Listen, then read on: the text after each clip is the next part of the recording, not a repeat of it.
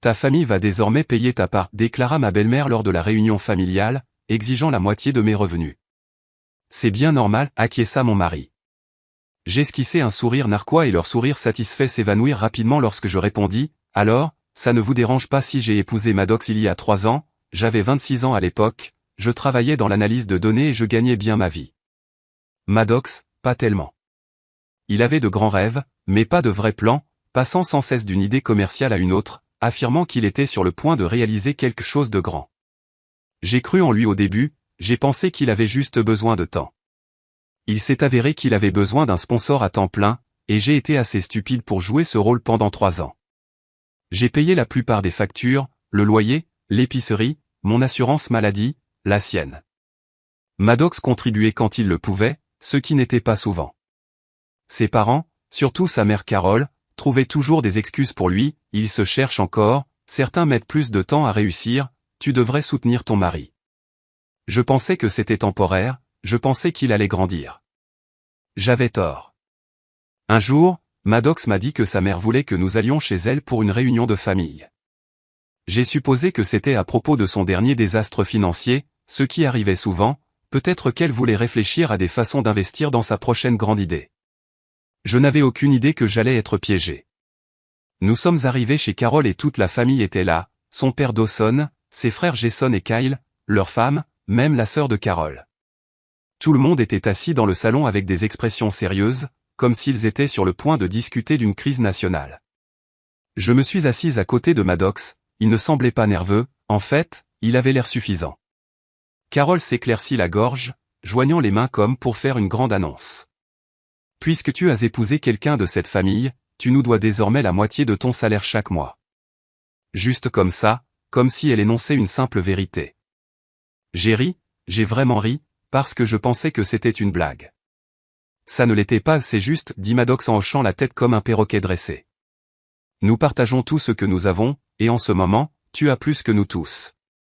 Vous vous moquez de moi, je regardais autour de moi. Laissez-moi bien comprendre, vous voulez que je vous remette la moitié de mon salaire chaque mois. Carole sourit comme si elle me rendait service. Nous sommes une famille, chérie, et la famille s'entraide. J'ai regardé Jason et Kyle. Vous contribuez aussi? Kyle eut un sourire narquois. Non, je ne gagne pas assez. Jason ne m'a même pas regardé.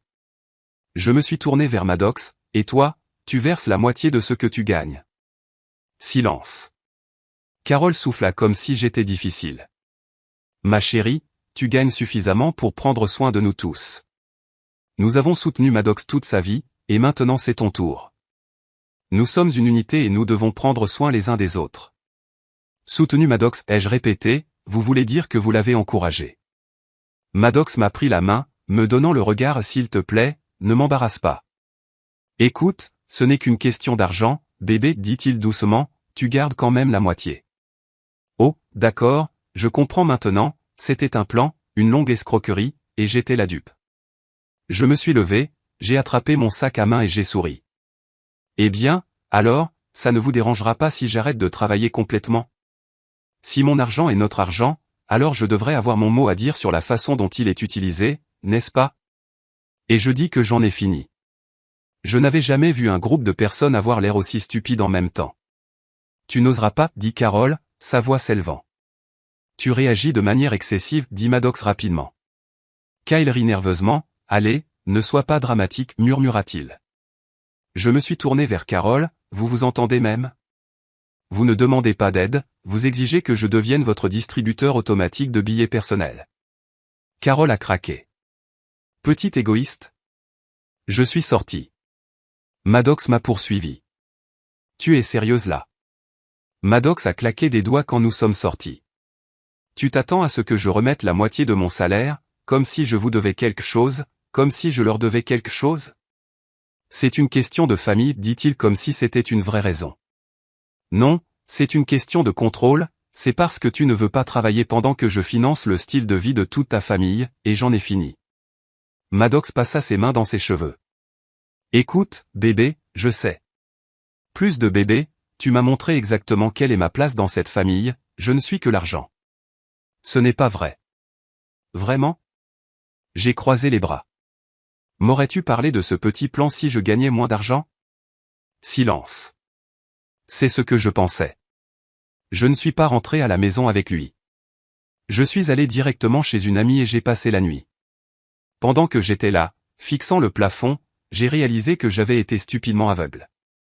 Ce n'était pas sorti de nulle part, il y avait eu tant de signes, Maddox ne prenant jamais de réelles mesures pour trouver un emploi stable, Carole parlant toujours de la façon dont les femmes devraient contribuer, mais ne tenant jamais ses fils responsables, la façon dont Maddox défendait sa famille quoi qu'il arrive, même quand ils avaient clairement tort. Il m'avait préparé pour ce moment précis et maintenant il pensait que j'allais simplement céder mon avenir. Pas question. Je me suis réveillé le lendemain matin dans la chambre d'amis de mon ami, comme si j'avais été heurté par un camion. Mon téléphone explosait, 10 appels manqués de Maddox, 5 de Carole, une série de textos qui sont passés de parlons à des menaces pures et simples. Je les ai tous ignorés. Je n'étais pas encore prête à traiter avec eux, pas avant d'avoir un plan. Je ne suis pas rentré à la maison, je suis allé travailler comme si de rien n'était. C'était bizarre, comme si je menais une double vie, assise à des réunions, analysant des données, alors que tout mon mariage s'effondrait en arrière-plan. À midi, j'ai reçu un nouveau texto de Maddox. Si tu ne rentres pas à la maison, je déménage tes affaires. Oh, alors maintenant on jouait à des jeux. J'ai répondu, vas-y, assure-toi juste de ne rien toucher que j'ai acheté, ça ne devrait pas être difficile puisque j'ai payé presque tout dans cet appartement. Silence. 1 heure plus tard, un autre texto. Tu es ridicule, il faut qu'on parle. Non, il n'y avait pas besoin. Je l'ai laissé sur vue. Ce soir-là, j'ai réservé une chambre d'hôtel. Je n'étais pas encore prête à l'affronter seule. Assise sur le lit, à faire défiler mes textos, j'ai envisagé ma prochaine démarche. Option 1, revenir en arrière, se disputer et essayer de réparer les choses. Oui, bien sûr. Option 2, faire mes valises, partir pour de bon et ne jamais regarder en arrière. Ou option 3, leur faire souhaiter de ne jamais s'être attaqué à moi. Devinez quelle option j'ai choisie. Le lendemain, je me suis présenté à notre appartement pendant que Maddox était au travail. J'ai changé les serrures, puis j'ai examiné tous les reçus, les relevés bancaires et les confirmations de commandes en ligne que j'ai pu trouver, tout ce qui prouvait ce que j'avais payé, le loyer, les meubles, l'assurance automobile, le putain de Wi-Fi. Quand j'en ai eu fini, j'avais une liste solide de ce qui était à moi, et je ne partais pas sans. Maddox est rentré à la maison à 18h. Il a essayé sa clé, elle n'a pas marché. J'ai ouvert la porte juste assez pour voir sa stupide face choquée. Qu'est-ce que c'est que ça? Je paie pour cet appartement, ai-je dit, si tu veux entrer, tu peux demander gentiment, ou mieux encore, trouver ton propre endroit. Son visage est devenu rouge. Tu es folle. Non, j'en ai juste assez qu'on m'utilise. Tu ne peux pas faire ça. Je l'ai déjà fait. Il a poussé la porte, essayant de me dépasser, mais j'avais une surprise qui l'attendait. Mon ami Sam est apparu. Sam est une ancienne militaire, construite comme un tank et elle ne se laisse pas faire. Je réfléchirai à 2 fois, mon pote, dit-elle en croisant les bras. Maddox se figea. Sam sourit. Nous sommes juste là pour récupérer ses affaires, tu sais, puisque c'est elle qui a vraiment payé pour elle. Maddox avait l'air prêt à exploser. Tu gâches tout. Non, j'ai rectifié, tu l'as fait tout seul. Comme prévu, Carole s'est impliquée immédiatement. Elle m'a appelé ce soir-là en hurlant, tu as enfermé mon fils hors de chez lui. Non, je me suis enfermé chez moi. Tu essaies de détruire cette famille. Drôle, je pensais que cette famille consistait à s'entraider, où est mon aide, Carole? Petite. J'ai raccroché. Le lendemain matin, je me suis réveillé avec un courriel à consonance juridique de Carole. Elle avait dû chercher sur Google comment avoir l'air d'un avocat, car c'était le désordre. Vous retenez illégalement des contributions financières de votre conjoint, ce qui constitue de la violence financière. Si vous ne versez pas immédiatement votre part requise à la famille, nous engagerons des poursuites judiciaires. J'ai ri si fort que j'ai failli faire tomber mon café. Des poursuites judiciaires pour ne pas leur donner mon salaire? Je l'ai transféré à mon avocat, qui a répondu par une phrase, c'est absurde, ignorez-le. Je l'ai fait, mais je savais qu'il n'en avait pas fini. Carole était désespérée, et les personnes désespérées font des choses stupides. Une semaine plus tard, j'ai reçu un appel de ma banque. Nous avons une transaction signalée sur votre compte joint.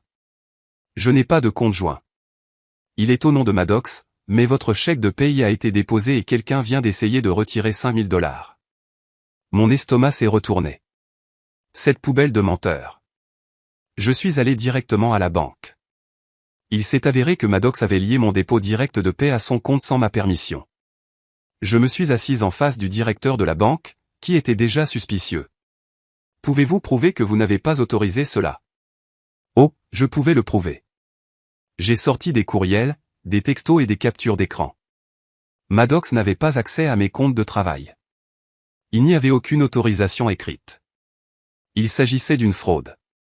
Souhaitez-vous signaler cela comme une usurpation d'identité, a demandé le directeur. J'ai souri. Oui, je le voudrais. Quand Maddox a découvert que j'avais bloqué le compte et déposé une réclamation pour fraude, il a pété les plombs. Tu viens de me ruiner. Non, tu t'es ruiné toi-même. Puis il a joué sa dernière carte pathétique. Je t'aime, on peut arranger ça. Tu m'as volé, tu as laissé ta famille me traiter comme un distributeur automatique, il n'y a plus rien à arranger. Après avoir déposé la réclamation pour fraude, j'ai coupé tous les liens financiers avec Maddox. Nouveau compte bancaire, terminé. Carte de crédit bloquée, dépôt direct de la paie modifié. Maddox était officiellement seul. Je m'attendais à plus de textos, à plus de menaces, peut-être à quelques crises de colère dramatiques. Ce à quoi je ne m'attendais pas, c'est ce qui s'est passé ensuite. Une semaine après avoir mis Maddox à l'écart, j'ai reçu une lettre par la poste. C'était des papiers de divorce, mais quelque chose clochait. Premièrement, je n'avais pas encore déposé de demande de divorce. Deuxièmement, les papiers indiquaient un accord financier auquel je n'avais jamais consenti.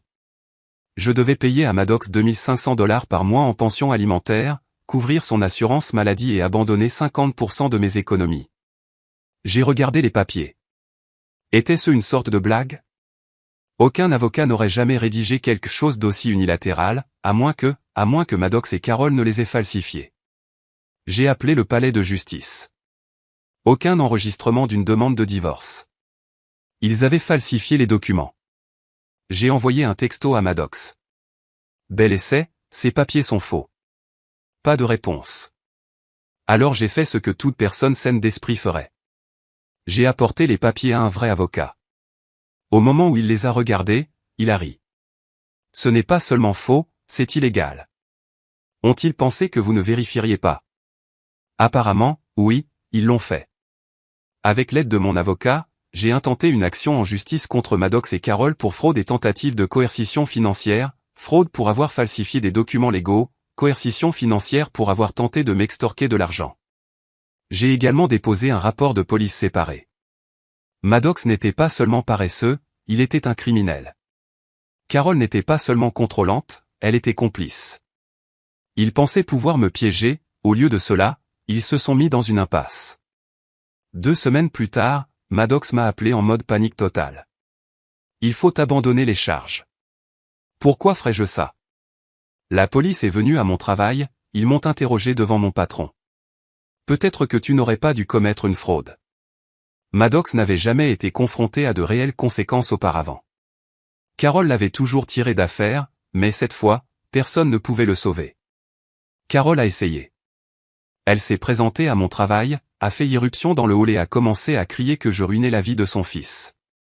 La sécurité a dû l'escorter dehors. Ses derniers mots avant qu'il ne l'entraîne, tu vas le regretter. Elle avait raison, parce que la prochaine chose qu'elle a faite a tout changé. Une semaine après sa crise, j'ai reçu un appel d'un numéro inconnu. C'était le propriétaire de Maddox. J'appelle parce que j'ai cru comprendre que vous étiez financièrement responsable du loyer de Maddox. Non, pas du tout. C'est étrange, votre nom est indiqué comme co-signataire sur son bail. Quoi? Je n'avais jamais rien signé pour l'appartement de Maddox, ce qui signifiait que lui ou Carol avait falsifié ma signature. J'ai demandé au propriétaire de m'envoyer une copie du bail. Bien sûr, ma signature était dessus, mais ce n'était pas la mienne. Carol l'avait falsifié. Il ne s'agissait pas seulement de fraude, il s'agissait d'usurpation d'identité. À ce stade, j'avais suffisamment de preuves pour les enterrer. J'ai déposé un autre rapport de police. Carole a reçu une visite de la police. Cette fois, elle n'a pas fait irruption à mon travail ni ne m'a menacé par téléphone, elle est restée silencieuse. Pourquoi? Parce qu'elle savait qu'elle avait creusé sa propre tombe, et j'étais plus qu'heureuse de la laisser y tomber. Maddox a finalement craqué. Un soir, j'ai reçu un texto d'un numéro inconnu, c'était lui. Je suis désolé pour tout. J'ai fixé l'écran. J'aurais dû ressentir quelque chose, mais je n'ai rien ressenti, parce que je savais que ce n'était pas du vrai regret. Maddox n'était pas désolé pour ce qu'il avait fait, il était désolé de s'être fait prendre, et moi, j'étais enfin libre. Après la pathétique tentative de Maddox de s'excuser, je savais que j'étais dans la dernière ligne droite. Les accusations de fraude contre lui et Carole étaient en attente d'enquête. La police les avait déjà tous les deux interrogés, et les choses étaient mal engagées, très mal. Carole, qui avait passé des années à contrôler tout le monde autour d'elle, était maintenant en mode panique. Elle n'était pas aussi puissante qu'elle le pensait, et Maddox, il était en spirale. Puis la plus grande révélation est sortie. Un soir, j'étais assise sur mon canapé en train de parcourir mes courriels lorsqu'un nouveau message est apparu. Objet, urgent, il faut que vous voyiez ça. Il venait d'une femme que je ne reconnaissais pas. Salut, je ne sais pas si tu te souviens de moi, mais j'ai fréquenté Maddox il y a quelques années. Je viens d'apprendre tout ce qui se passe et je pense qu'il faut que tu saches quelque chose. Était jointe une série de captures d'écran, des messages textes entre Maddox et Carole, des relevés bancaires avec des paiements libellés et remboursement de prêts de maman, un document juridique avec ma signature falsifiée, pire que tout, un contrat à mon nom, acceptant de soutenir financièrement Carole pendant 5 ans. Il était daté d'avant même que Maddox et moi nous marions, ce qui signifie que c'était leur plan depuis le début. Je n'étais pas la femme, j'étais le plan de retraite. Je n'ai pas envoyé de texto à Maddox, je n'ai pas appelé, je suis allé directement chez Carole. Lorsqu'elle a ouvert la porte, son faux sourire s'est immédiatement effacé. Il faut que tu partes. Je suis quand même entré. Tu veux expliquer ça, ai-je dit en tenant mon téléphone. Ses yeux ont balayé l'écran, les messages, le contrat, la preuve. Elle a dégluti difficilement. Pour la première fois, elle a eu l'air nerveuse. Je ne sais pas ce que tu crois avoir trouvé, mais arrête de jouer la comédie, Carole, j'ai claqué des doigts. Tu as tout planifié, avant même que nous soyons mariés, tu m'as préparé pour renflouer ta pathétique famille. Elle a ouvert la bouche pour le nier, mais Maddox est entré, son visage est devenu blanc. Qu'est-ce qui se passe? Demande à ta mère, ai-je dit en tenant toujours mon téléphone. Il a jeté un coup d'œil à l'écran et tout son corps s'est raidi. Démasqué. Carole a essayé de se reprendre. C'est vieux, ce n'est pas ce que ça paraît. C'est exactement ce que ça paraît, j'ai crié. Tu savais, je me suis tourné vers Maddox, tu savais qu'elle m'utilisait, et tu as accepté? Il n'a même pas pu me regarder. Je l'ai dit, je l'ai mis au défi, dites-le-moi en face, dites que vous ne saviez pas. Silence. C'était toute la confirmation dont j'avais besoin. Tu es un menteur, un escroc, un lâche. Ma voix tremblait de colère. J'ai passé des années à penser que tu étais juste perdu, juste en train d'essayer de te trouver, mais non, tu savais exactement ce que tu faisais. Il a finalement craqué. Qu'est-ce que j'étais censé faire? Maddox a crié. Tu avais tout, une carrière, de l'argent, maman avait du mal, je n'avais rien. Alors, au lieu d'être un homme et de travailler pour ta propre vie, tu as décidé de voler la mienne. Carole est intervenue, ne lui parle pas comme ça, c'est ton mari. Plus maintenant, elle s'est figée. Quoi, j'ai fini, j'ai déjà engagé une procédure de divorce, je reprends tout ce qui est à moi et après que cette affaire de fraude soit passée, toi et ton fils, vous pourrez pourrir ensemble. Carole a hurlé. Maddox a supplié, mais je suis sorti et je n'ai jamais regardé en arrière. Quelques semaines plus tard, l'affaire de fraude s'est terminée. Maddox a été inculpé d'usurpation d'identité et de fraude. Il a obtenu une probation et un casier judiciaire, ce qui signifiait que trouver un emploi allait être un cauchemar. Carole a été contrainte de payer des amendes pour avoir falsifié des documents légaux. Elle a essayé de se battre devant le tribunal, mais le juge a vu clair dans ses mensonges. Toute leur famille s'est effondrée. Jason et Kyle, qui se moquaient toujours à mes dépens, se sont retournés contre Maddox quand il n'a plus pu profiter de moi, et moi, j'ai prospéré, j'ai trouvé un emploi encore meilleur, j'ai déménagé dans un nouvel endroit sans une seule sangsue toxique autour de moi, j'ai rencontré quelqu'un de nouveau, quelqu'un qui me respecte vraiment, Et la meilleure partie, je n'ai plus jamais eu à traiter avec eux.